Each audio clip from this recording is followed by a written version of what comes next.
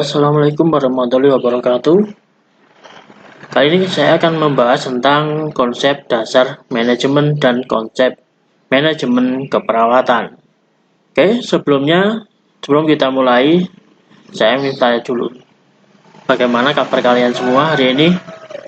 Saya harap kabar kalian semua baik-baik aja dan tetap sehat, dan juga kalian tetap dalam perlindungan Allah Subhanahu wa Ta'ala. Oke, tanpa berlama-lama, saya akan segera memulai perkuliahan ini yang akan membahas tentang manajemen. Ya, ini adalah pertemuan pertama ya untuk manajemen. Dimulai dengan definisi manajemen.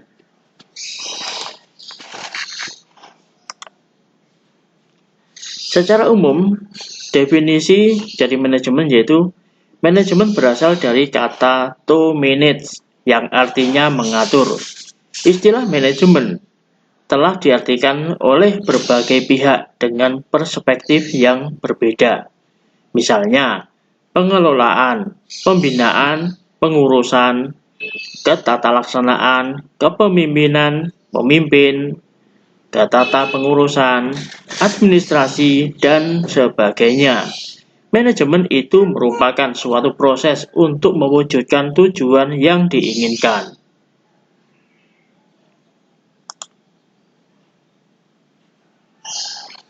Kemudian definisi menurut para ahli. Yang pertama, menurut J.R. Terry. Menurut J.R. Terry, manajemen adalah suatu proses khusus yang terdiri dari pencernaan, pengorganisasian, pelaksanaan, dan pengawasan yang dilakukan untuk menentukan serta mencapai sasaran yang telah ditentukan melalui pemanfaatan sumber daya manusia dan lainnya.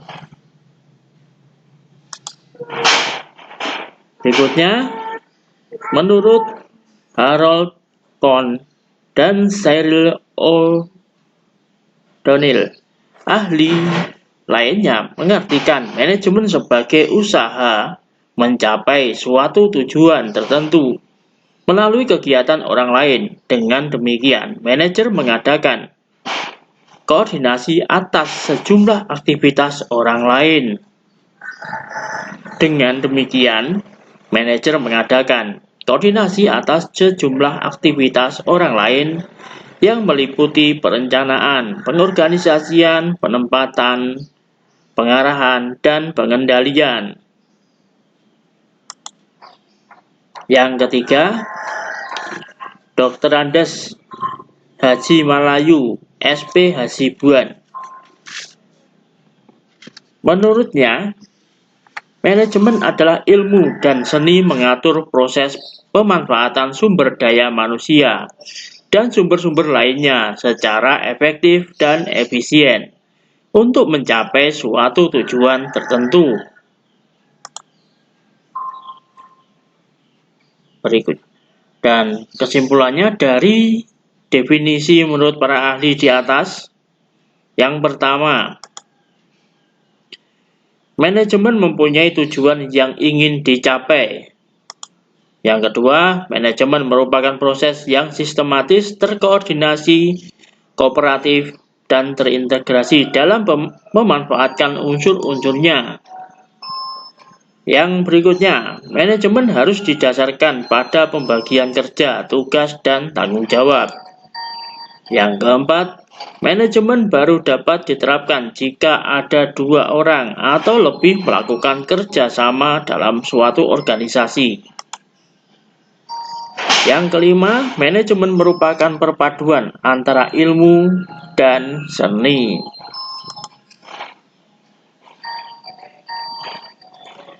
Berikutnya adalah fungsi manajemen.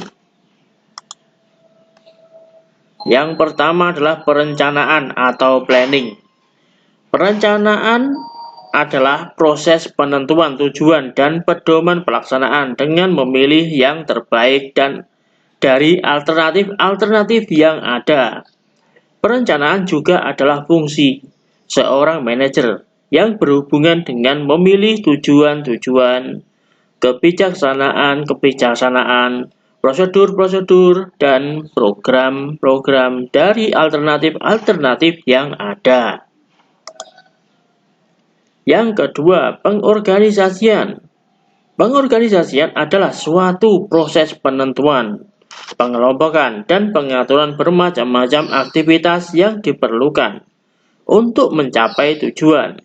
Menempatkan orang-orang pada setiap aktivitas ini, menyediakan alat-alat yang diperlukan, menetapkan wewenang yang secara relatif didelegasikan kepada setiap individu yang akan melakukan aktivitas-aktivitas tertentu.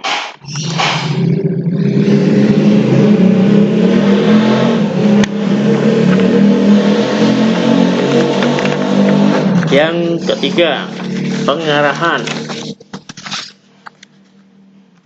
adalah mengarahkan semua bawahan agar mau bekerja sama dan bekerja efektif untuk mencapai tujuan.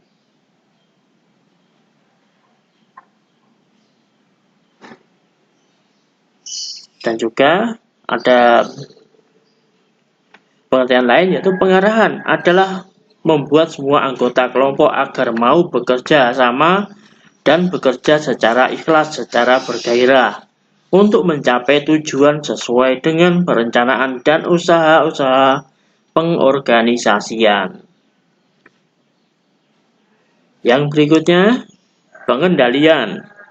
Pengendalian adalah proses pengaturan berbagai faktor dalam suatu perusahaan agar sesuai dengan ketetapan-ketetapan dalam rencana.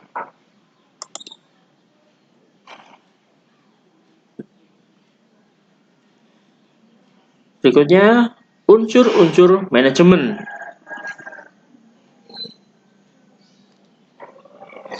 Unsur-unsur manajemen itu terdiri dari man, money, method, material, margin, dan market, yang disingkat menjadi 6M. Yang mana penjelasannya sebagai berikut. Yang pertama, man, yaitu tenaga kerja manusia, baik tenaga kerja pimpinan maupun tenaga kerja operasional atau pelaksana. Yang kedua, money, yaitu uang. Uang yang dibutuhkan untuk mencapai tujuan yang diinginkan. Kalau nggak ada uang juga nggak akan ada apa-apa, walaupun punya tenaga, ada pimpinan dan ada pelaksana. Karena kalau nggak ada uang, apa yang dipakai untuk menggaji? Yang ketiga, metode, yaitu cara-cara dipergunakan dalam usaha mencapai tujuan. Yang keempat, material, yaitu bahan-bahan yang diperlukan untuk mencapai tujuan. Yang kelima, margin, yaitu mesin-mesin atau alat-alat yang diperlukan atau digunakan untuk mencapai tujuan. Terakhir, market, yaitu pasar, untuk menjual barang-barang dan jasa-jasa yang dihasilkan. Di sini, dari unsur pertama sampai unsur ke-6 harus ada semuanya, jangan sampai nggak ada salah satunya. Misalkan 1, man, manusianya, tenaga kerjanya. Kalau nggak ada pimpinan, bawahan juga nggak ada kerjaan, nggak ada yang mengarahkan, nggak ada biaya, juga nggak akan bisa ngapa-ngapain. Metodenya nggak ada, misal ada orangnya, ada uangnya, metodenya nggak ada. Ya, mungkin bisa kulakan, mungkin bisa mencari bahan, tapi nggak bisa menjual. Misalkan kita jualan, kalau sekarang kan yang ngetren adalah jualan online. Kalau misal kita jualan online, kita menjual apa ya, kira-kira menjual tas gitu ya, yang mudahnya aja tas, atau mungkin jual buku. Kita punya tenaga, kita bisa melaksanakannya sendiri. Mungkin usaha ini personal aja, jadi yang jadi pemimpinnya kita, yang jadi karyawannya juga kita. Nah, ini kalau kita nggak punya uang, kita nggak bisa ngapa-ngapain, kita nggak akan bisa beli barang bakunya untuk dijual lagi. Mungkin punya uang, tapi metodenya nggak ada. Kita bisa membeli bahan baku, tapi metode nanti bahan baku mau diapakan? Masa ya dijual bahan baku juga. Terus untungnya berapa? Nggak dipikirkan juga. Masa nanti belinya 20, ngejualnya 20, kan ya rugi. Rugi tenaga dan waktu. Nah, yang keempat, material, bahan-bahan yang diperlukan untuk mencapai tujuan. Bahan-bahannya apa aja? Misalnya, bahan-bahannya kalau kita jualan online kan, bahan-bahannya seperti RAM, ada HP, ada laptop, komputer gitu ya. Oke, kalau kita unsur-unsur ini mungkin di pikiran dan hati kalian juga agak pertanyakan, ini materi keperawatan kenapa jadi jualan online? Oke, kalau dijadikan materi keperawatan dalam keperawatan sendiri, ya kita mau memberikan apa yang kita jual di dalam ilmu kita, yaitu adalah skill kita, ilmu kita, yang mana kita punya tenaga,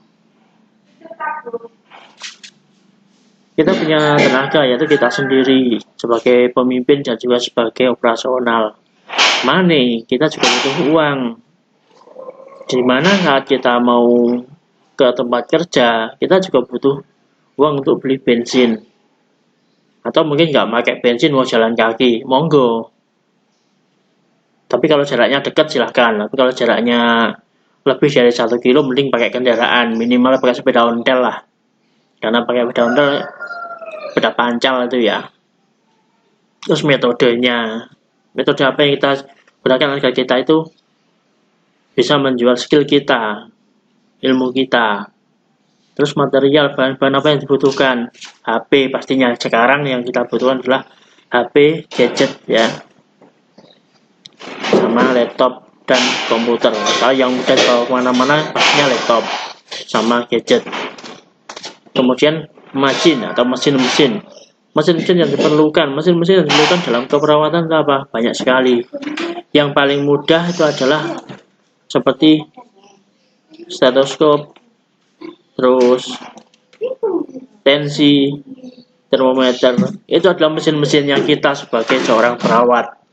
Jangan dikira yang dikatakan mesin itu harus menggunakan energi listrik. Tapi kalau di keperawatan, mesin ini kan fungsinya sebagai alat kan.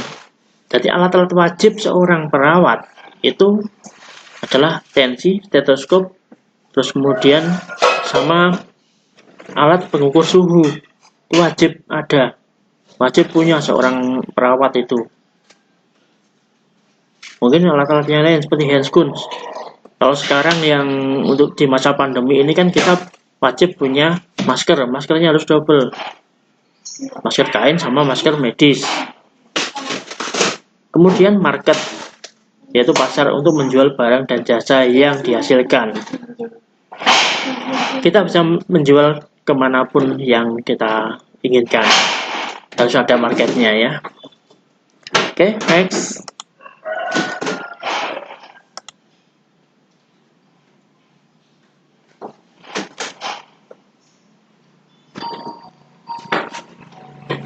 Pentingnya manajemen.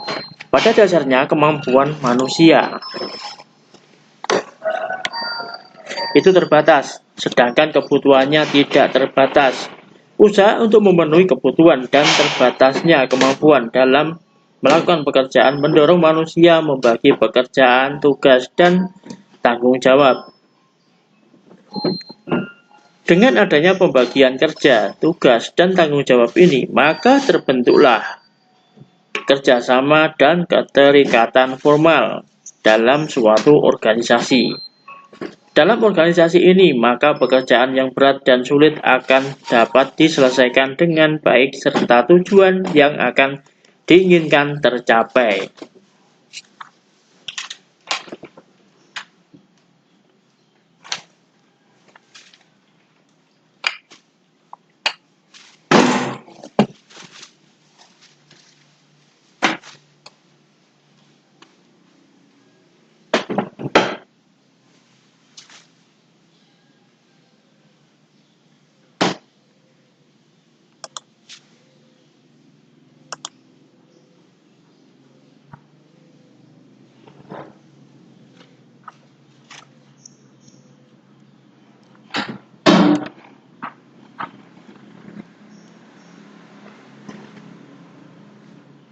Oke, lanjut ya. Pada dasarnya, manajemen ini penting karena pekerjaan yang berat dan sulit untuk dikerjakan sendiri akan lebih mudah menyelesaikannya jika terdapat pembagian kerja, tugas, dan tanggung jawab. Perusahaan akan dapat berhasil baik jika manajemen diterapkan dengan baik. Manajemen yang baik akan meningkatkan daya guna dan hasil guna semua potensi yang dimiliki. Manajemen mengakibatkan pencapaian tujuan secara teratur. Manajemen merupakan suatu pedoman pikiran dan tindakan.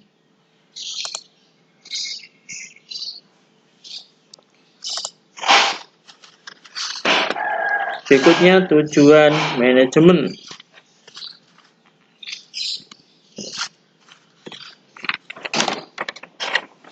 Tujuannya adalah suatu hasil yang diinginkan dicapai melalui proses manajemen.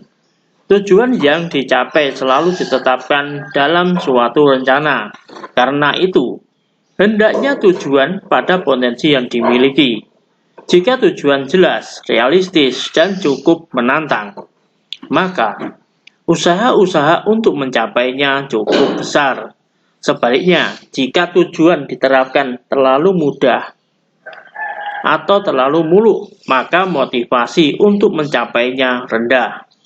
Jadi, semangat kerja karyawan akan termotivasi kalau tujuan ditetapkan jelas, realistis, dan cukup menantang untuk dicapainya.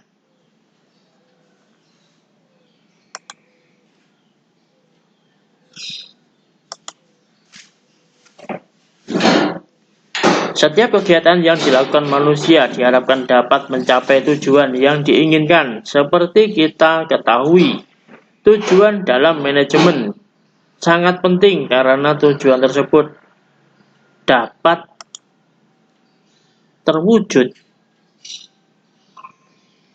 apabila pertama, terwujudnya suasana kerja yang aktif, inovatif, kreatif, efektif, menyenangkan, dan bermakna bagi karyawan atau anggotanya.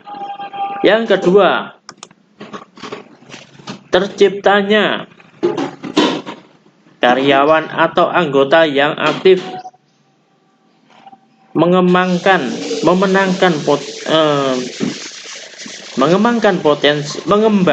potensi dirinya untuk memiliki kekuatan spiritual, keagamaan, pengendalian diri, kepribadian, kecerdasan, akhlak mulia, serta keterampilan yang diperlukan dirinya, masyarakat, bangsa, dan negara. Yang ketiga, tercapainya tujuan yang lebih efektif dan efisien dalam suatu organisasi. Yang keempat, terbekalinya tenaga profesional dengan teori tentang proses dan tugas administrasi kepemimpinan. Dalam kurung, tertunjangnya profesi sebagai manajer atau konsultan manajemen. Berdasarkan tujuan tersebut, dapat dipahami bahwa manajemen memiliki peranan penting dalam mencapai tujuan yang telah ditentukan sejak awal. Kesimpulannya, bahwa tujuan merupakan hal terjadinya proses manajemen dan aktivitas kerja. Tujuan beraneka macam, tetapi harus ditetapkan secara jelas, realistis ya, dan cukup menantang. Berdasarkan analisis data, informasi, dan pemilihan dari alternatif-alternatif yang ada, kecakapan manajer dalam menetapkan tujuan dan kemampuannya memanfaatkan peluang mencerminkan tingkat hasil yang dapat dicapainya.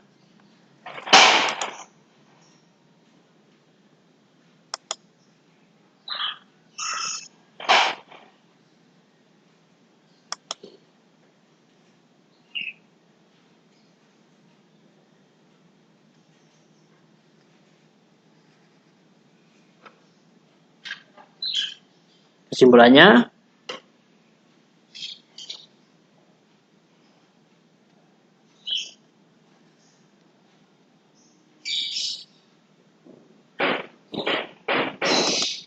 Tadi kesimpulannya ya, saya baca tadi.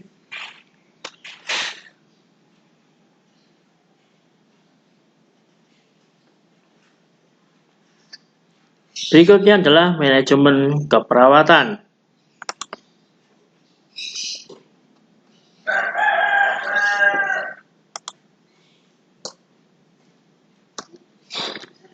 Pengertian manajemen keperawatan.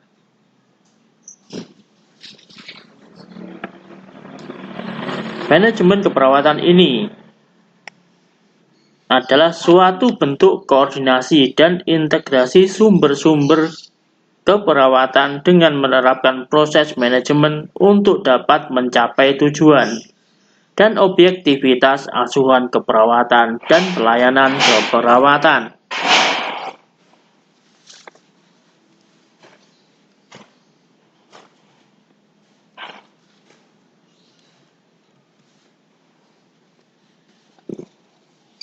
Manajemen keperawatan yaitu salah satu tugas khusus. Ini penjabaran yang lain ya, yang harus dilaksanakan oleh pengelola keperawatan untuk merencanakan, mengorganisasikan, mengerahkan, serta mengawasi sumber-sumber yang ada, baik sumber daya maupun dana, sehingga dapat memberikan suatu pelayanan keperawatan yang efektif kepada pasien, keluarga, dan masyarakat. Makanya di awal sudah saya singgung, jadi unsur-unsur dasar untuk mencapai suatu manajemen yang baik itu adanya tenaga, biaya, metode, mesin, dan lain sebagainya ya. Terutama kalau zaman sekarang biayanya harus ada, karena kita gak akan bisa mendapatkan manajemen yang baik dan maksimal kalau nggak ada biayanya, karena kebanyakan biaya itu digunakan untuk kebutuhan keperawatan juga, karena saat mau beli obat, saat mau melakukan apa saja, misal kita mau memberikan operasi, menyarankan jadi pasien untuk operasi, kita sudah mendapatkan advis dokter untuk pasien A itu mendapatkan operasi. Tapi kalau dari keluarga pasien nggak ada biaya, terus juga mungkin bantuan dari pemerintah kurang, kita juga nggak bisa melakukan apa-apa, karena biaya itu ya luar biasa penting sih.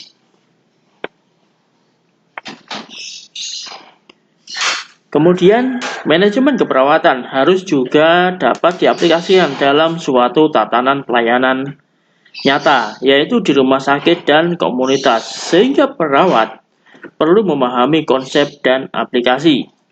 Konsep manajemen keperawatan pada suatu perencanaan berupa sebuah rencana strategi melalui pendekatan, yaitu pengumpulan data, analisa SWOT, dan menyusun langkah-langkah perencanaan. Pelaksanaan secara operasional, khususnya dalam suatu pelaksanaan metode asuhan keperawatan, melakukan pengawasan dan pengadilan serta dokumentasi yang lengkap.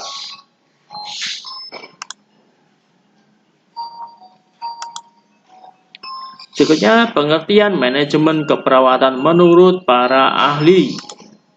Yang pertama, menurut Nur Salam tahun 2007. Di sini Pak Nur Salam ini adalah beliau itu ketua PPNI yang sekarang ya, Pak Nur.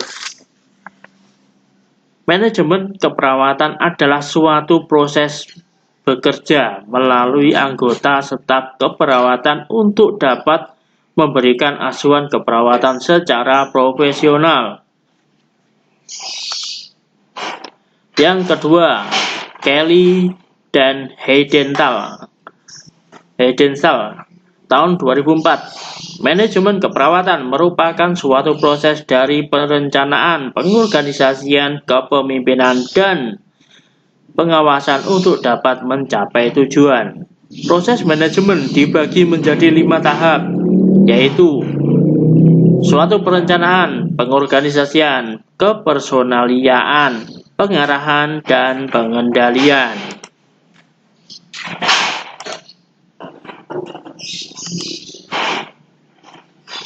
Yang ketiga, Swanberg tahun 2000. Suatu kelompok dari perawat manajer yang mengatur organisasi dan usaha keperawatan yang pada akhirnya manajemen keperawatan menjadi sebuah proses di mana perawat manajer menjalankan profesi mereka. Manajemen keperawatan ini memahami dan memfasilitasi pekerjaan perawat, pelaksanaan serta mengelola kegiatan keperawatan. Yang keempat, menurut Gillis tahun 1994 ya. Tugas manajer keperawatan adalah untuk merencanakan, mengatur, mengarahkan, dan mengawasi keuangan yang ada, peralatan dan sumber daya manusia untuk memberikan pengobatan yang efektif dan ekonomis kepada pasien. Yang kelima, anonim, manajemen keperawatan, anonim tahun 2011 ya. Manajemen keperawatan mempunyai lingkup manajemen operasional untuk dapat merencanakan, mengatur, dan menggerakkan karyawan dalam memberikan pelayanan keperawatan sebaik-baiknya pada pasien melalui manajemen asuhan keperawatan. Yang keenam, Suyanto tahun 2009. Salah satu manajemen pelayanan kesehatan dan manajemen asuhan keperawatan. Manajemen pelayanan keperawatan adalah suatu pelayanan di rumah sakit yang dikelola oleh bidang keperawatan melalui 3 tingkatan manajerial, yaitu manajemen puncak atau kepala bidang keperawatan, manajemen menengah atau kepala unit pelayanan atau supervisor, dan juga manajemen bawah, yaitu kepala ruang perawatan. Oke, berikutnya.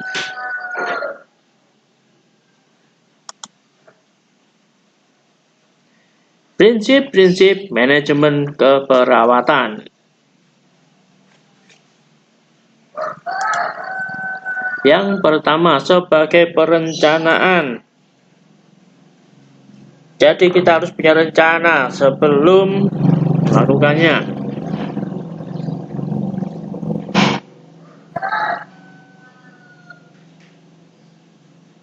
Jadi seorang manajer juru rawat itu melaksanakan manajemen dalam keperawatan untuk memberikan perawatan kepada pasien ya. Jadi kita butuh rencana sebelum datang ke pasien, sebelum memeriksa pasien, kita harus punya rencana dulu.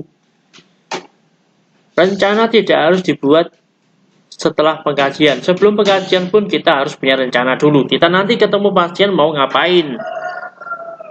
Mau memeriksa pasien. Pasien ini bisa diajak bicara apa enggak?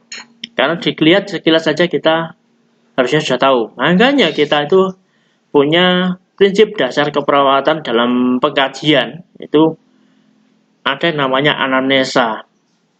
Dalam anamnesa itu apa saja sih yang dibutuhkan? Inspeksi, auskultasi, perkusi, dan apalagi palpasi. Yaitu inspeksi itu melihat. Dari kita melihat saja, kita sudah tahu, setidaknya kita tahulah apa yang dibutuhkan oleh pasien, apa yang harusnya kita tanyakan dan apa yang tidak boleh kita tanyakan. Itu perencanaan awal. Baru nanti setelah ketemu pasien dilakukan tindakan berikutnya. Sebagai penggunaan waktu yang efektif. Jadi kalau ini kita aplikasikan untuk pengkajian, kita gunakan waktu seefektif mungkin. Pengkajian jangan terlalu lama dan jangan terlalu singkat. Yang terlalu singkat gimana? Yang terlalu singkat itu kita pengkajian hanya menanyakan nama, alamat, kemudian yang dirasakan apa. Udah selesai. Itu kita tidak mendapatkan apa-apa loh.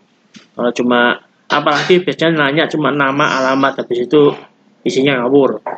Itu nanti yang bikin kita itu kena malpraktek.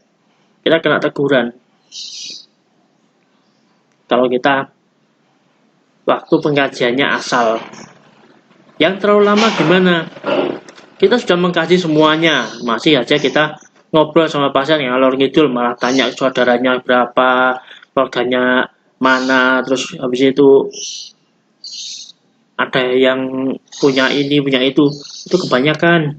Yang penting-pentingnya aja yang dibutuhkan oleh pasien yang perlu kita kasih. Berikutnya, sebagai pembuatan keputusan. Di saat pasien, klien kita butuh seseorang untuk memutuskan tindakan berikutnya, kitalah yang harus membuat keputusan tersebut. Sementara pasien dan keluarga tidak bisa memutuskan karena bingung. Biasanya kalau sudah tahu keluarganya sakit juga akan bingung mau ngapain. Nah, kita harus bisa menentukan. Setidaknya kita itu memberikan gambaran aja lah. Gambaran tindakan berikutnya seperti apa. Biar mereka paham dan lebih tenang. Berikutnya, pemenuhan kebutuhan asuhan perawatan pasien adalah urusan manajer perawat. Oke, sudah termasuk yang saya jelaskan tadi. Berikutnya, sebagai suatu perumusan dan pencapaian tujuan sosial. Sebagai pengorganisasian, kita mengorganisasikan tindakan-tindakan pada tim kita, pada keluarga juga. Untuk mungkin tindakan keperawatan, memberikan yang mandiri perawat itu perawat yang melakukan. Terus yang tindakan seperti memandikan pasien atau menyeka ya, atau memberikan makan itu kita pasrahkan pada keluarga. Kalau keluarga nggak tahu, kita ajari caranya. Kalau memberikan makan aja masa nggak tahu, kecuali kalau pasien itu pakai selang sonde atau selang NGT, kita ajari caranya. Tujuannya apa? Biar keluarga lebih mandiri dan kita sendiri pun juga tidak kerepotan, waktu kita juga lebih longgar. Karena saat kita bertugas di rumah sakit, waktu kita akan sangat terbatas dan jam saat kita kerja itu jumlah tenaga itu sedikit, sementara pasien jumlahnya sangat banyak. Sebagai suatu fungsi, posisi, atau tingkat sosial, disiplin, serta bidang studi. Oke, di sini posisi kita sebagai seorang perawat, kita juga memiliki ilmu yang lebih tinggi daripada pasien.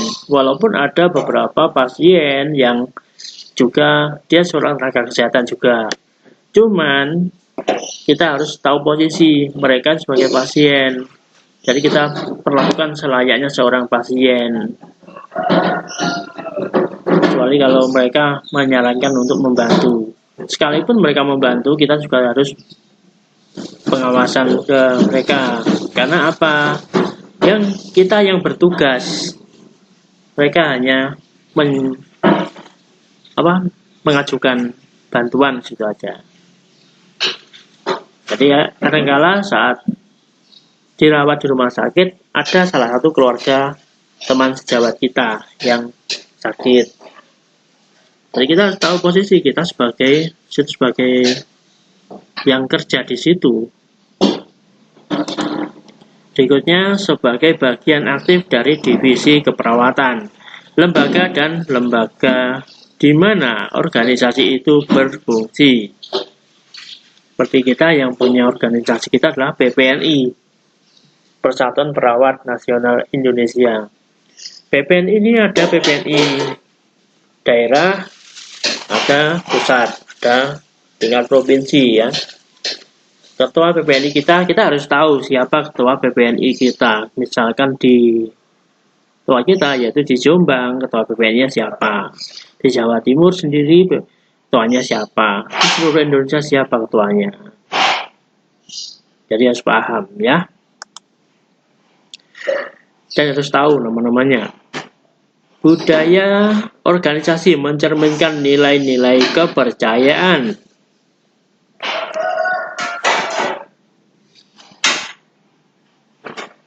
Oke, lanjut ya.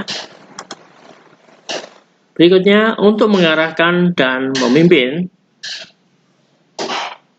itu tugas kita sebagai perawat, mengarahkan kira-kira pasien harus ngapain, kita yang mengomandu, atau kira-kira pasien harus mendapatkan terapi apa, misalkan terapi jalan, kapan terapinya itu akan diberikan. Kita yang mengarahkan, kita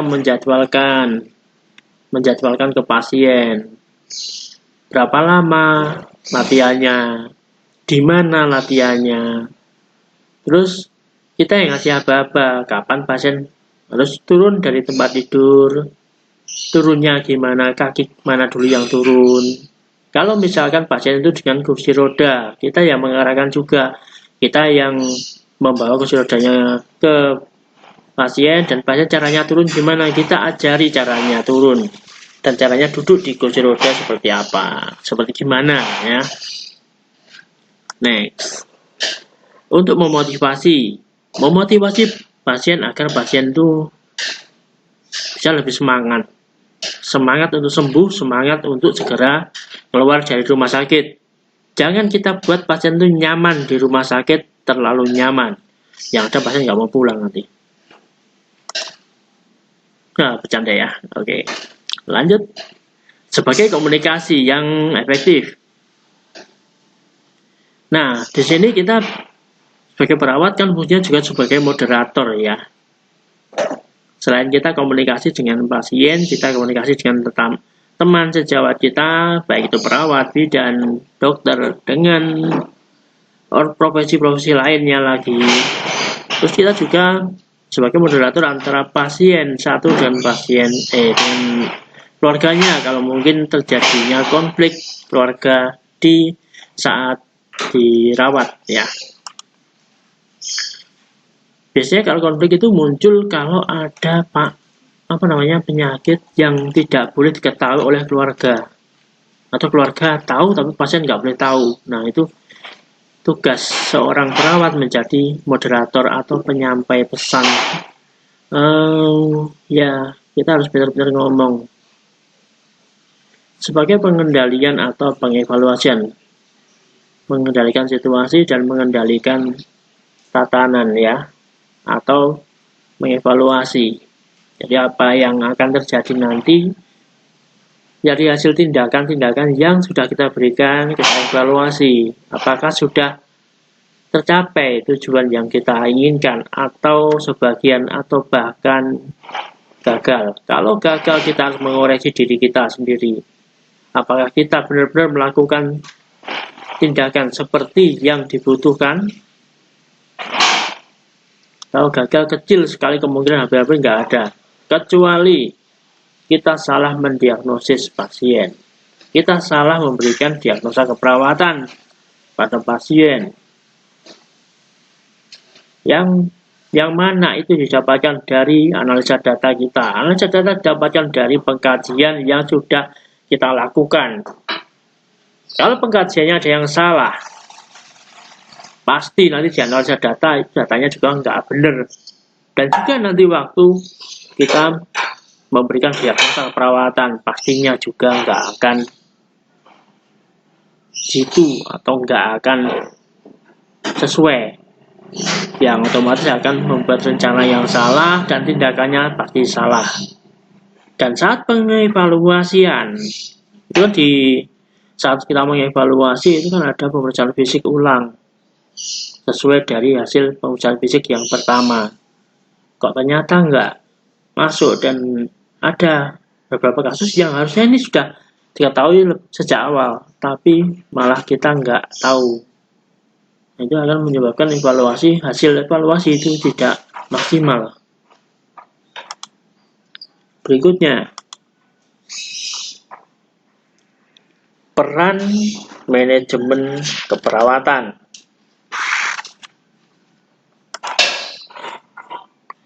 Perawat profesional diharapkan dapat menjadi manajer dan leader yang efektif dalam keperawatan.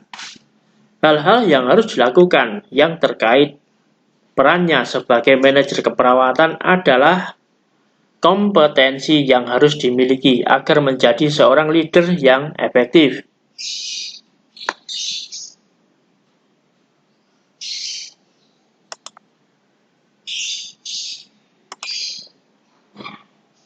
Kompetensi harus dimiliki, yaitu manajer sebagai berikut. Jadi kompetensi yang harus dimiliki seorang manajer atau seorang leader, karena kita dalam seorang perawat itu juga bisa disebut sebagai manajer atau leader buat pasien kita. Yang pertama, kepemimpinan.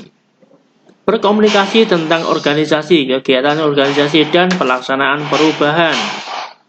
Mendelegasikan tugas dan menerima tanggung jawab. Menciptakan budaya organisasi yang kondusif dan efektif. Menerapkan gaya kepemimpinan yang efektif. Melibatkan staf dalam pengembangan organisasi, fleksibilitas dalam pelaksanaan dan dalam pelaksanaan peraturan ya.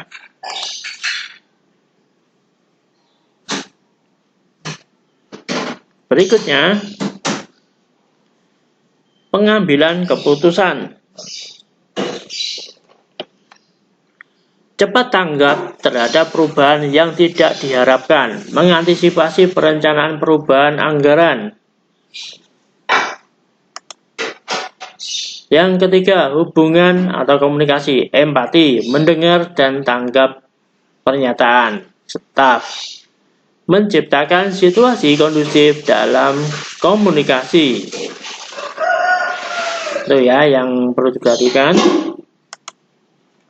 Yang keempat, anggaran. Tujuannya adalah mengontrol budget, menginterpretasi penggunaan anggaran sesuai kebutuhan. Jangan sampai kita menggunakan anggaran sesuka hati yang akhirnya apa yang kita butuhkan justru tidak dapat kita beli. Apa sih yang dibutuhkan oleh perawat? Pastinya adalah kebutuhan-kebutuhan yang dipakai untuk merawat pasien dan juga kebutuhan mandiri seorang perawat. Tapi bukan berarti kebutuhan pokoknya perawat diambilkan dari anggaran ya. Ini khusus untuk tindakan mandiri keperawatan dan tindakan yang kolaborasi ya. Pokoknya tindakan keperawatan lah. Yang kelima, negosiasi. Mengidentifikasi dan mengelola konflik. Kita lihat apakah mungkin ada konflik antara pasien dengan keluarga. Konfliknya ini apa? Biasanya adalah informasi yang sering itu yang menjadi konflik. Melakukan negosiasi dengan baik terhadap staf, kelompok, dan organisasi lain. Kalau konfliknya antara petugas sama petugas yang lain, biasanya hanyalah komunikasi aja. Tapi itu sangat mudah diselesaikan malahan. Oke, sampai di sini. Mungkin ada yang ditanyakan. Kalau ada yang ditanyakan, silahkan langsung ditanyakan saja. Kalau nggak ada, saya akhiri ya.